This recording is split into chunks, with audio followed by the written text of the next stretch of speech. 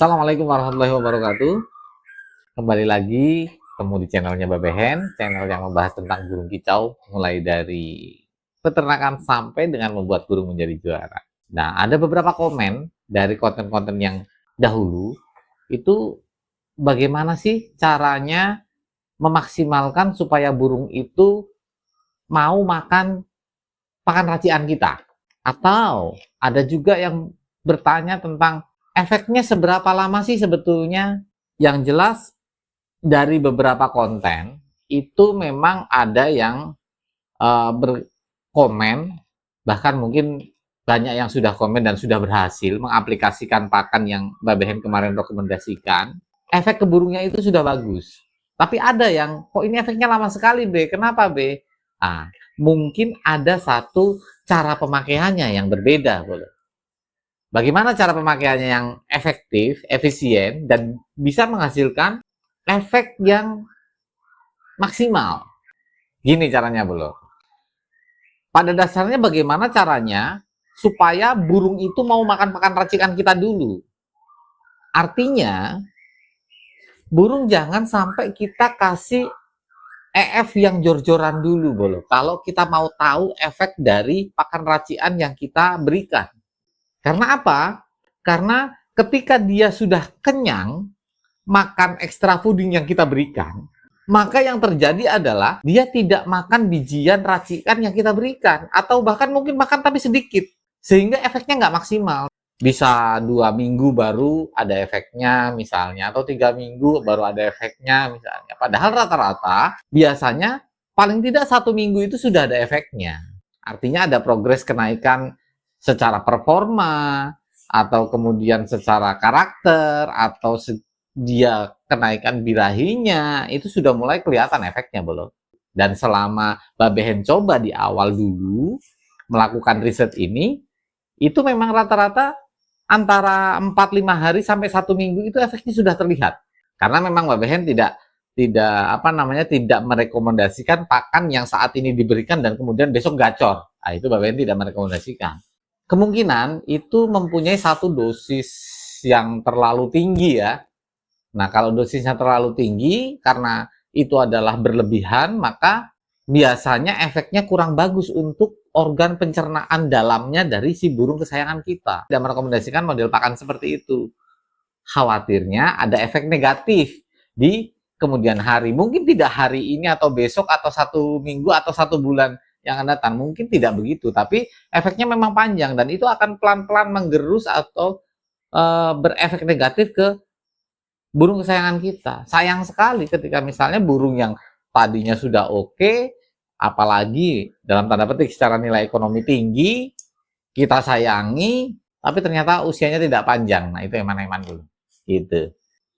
Itu salah satu caranya. Yang kedua, kenapa kok efeknya ini juga tidak terlalu signifikan misalnya kepada burung kesayangan kita misalnya, atau ada burung baru, kita beli burung baru, kita langsung ganti pakan dengan pakan racikan yang Mbak Behen kemarin sampaikan, itu efeknya kok agak lama. Kemungkinannya juga ada yang kedua. Apa itu?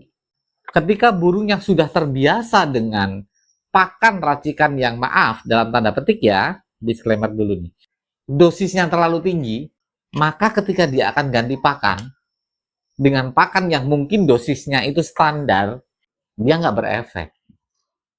Analoginya adalah begini, ketika orang terbiasa di minum obat yang dosis tinggi misalnya, itu ketika dia mau diberikan multivitamin atau obat yang dosisnya rendah, ketika dia sakit misalnya, itu efeknya juga tidak ada, karena kalah dengan dosis yang lalu-lalu.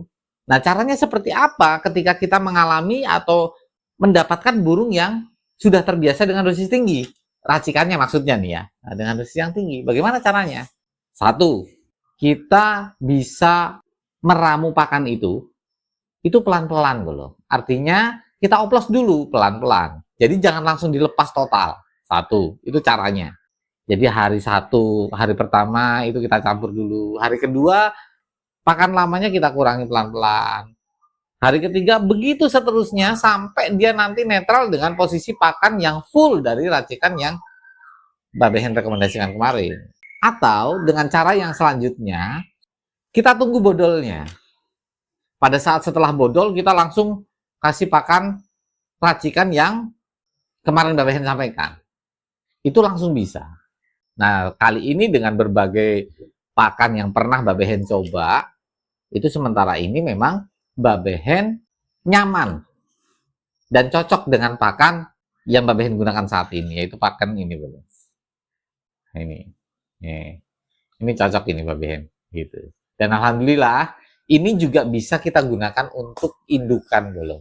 Nah, beberapa indukan, bahkan bukan hanya beberapa, saat ini indukan betinanya Mbak Behen itu menggunakan pakan ini. Untuk pakan bijiannya ya, pakan bijiannya menggunakan ini.